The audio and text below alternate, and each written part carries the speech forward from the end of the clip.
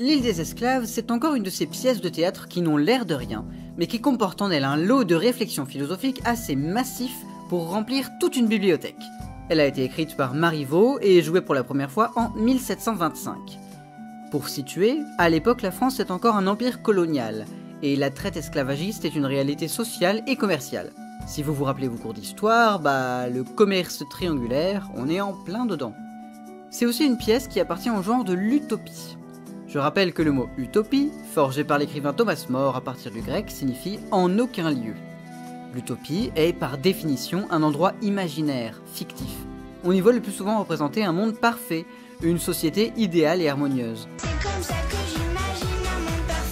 Le genre de l'utopie permet à l'auteur de critiquer les imperfections des sociétés réelles.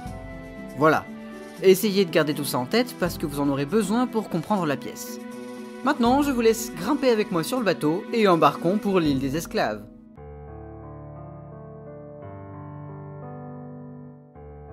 Iphicrate et Arlequin sont deux rescapés d'un naufrage.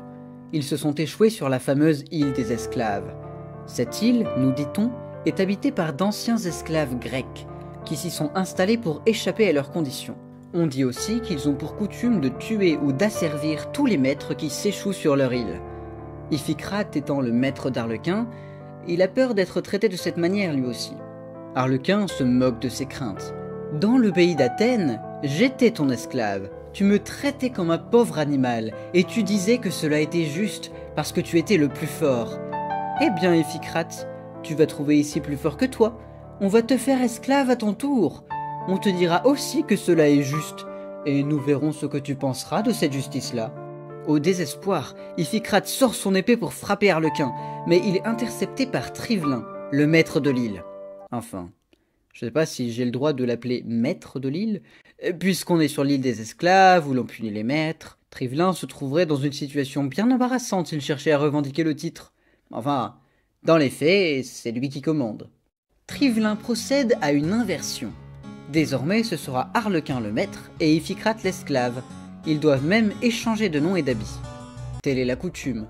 Pour guérir les maîtres de leur orgueil, de leur injustice et de leur cruauté, on les met dans la situation du dominé, afin qu'ils endurent ce que jadis ils infligeaient aux autres. Laissant un peu ces deux-là de côté, Trivelin se tourne vers Euphrosine et son esclave Cléanthis, elles aussi rescapées du naufrage.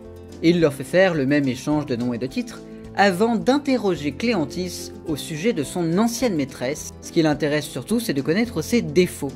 Cléanthis se fait une joie de raconter plein de petites anecdotes sur la vanité de sa maîtresse.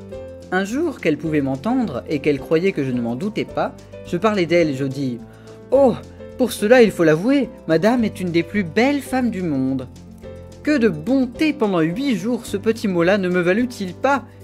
J'essayais en pareille occasion de dire que madame était une femme très raisonnable. Oh, je n'eus rien, cela ne prit point. Et c'était bien fait, car je la flattais. Euphrosine est scandalisée, mais Trivelin la force à admettre que le portrait lui ressemble. Il fait ensuite jouer le même numéro à Arlequin et Iphicrate avant de s'en aller. Laissés à eux-mêmes, Cléanthis et Arlequin s'adonnent à une petite scène d'amour pour passer le temps. Mais comme ils ont été élevés au rang de maîtres, ils veulent se faire la cour comme de grands personnages. Sauf que le jeu est un peu contraignant, et sentant assez vite qu'ils sont plutôt dans la parodie que dans la vraie séduction, ils changent d'objectif. Arlequin se tourne alors vers Euphrosine, et tente de la séduire à son tour. Mais elle n'a que faire de son affection. Voyant qu'il insiste, elle déploie tout le vocabulaire de la tragédie pour se tirer d'affaire, parle d'outrage, de disgrâce et de désespoir, si bien qu'Arlequin ne sait plus quoi dire et finit par la laisser partir.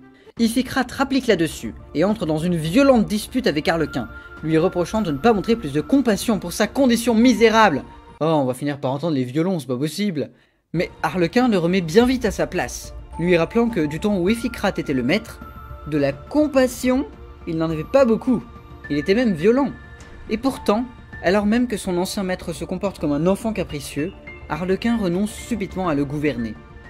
Comme il a souffert toute sa vie de l'injustice des puissants, il ne veut pas se mettre à leur niveau. Il choisit même de rendre à Iphicrate ses habits et son titre, et encourage Cléanthis à faire de même. Cléanthis a un peu plus de mal à renoncer à la vengeance, mais finit par accepter elle aussi de revenir à son ancienne condition. Elle en profite pour donner la morale de la pièce. Il faut avoir le cœur bon, de la vertu et de la raison, Voilà ce qui fait qu'un homme est plus qu'un autre. Tout est dit. Trivelin félicite Arlequin et Cléantisse pour leur grande bonté, et leur avoue que s'ils avaient cherché à se venger, il les aurait punis aussi. Il les libère de l'île des esclaves, et la pièce s'achève dans la plus parfaite harmonie.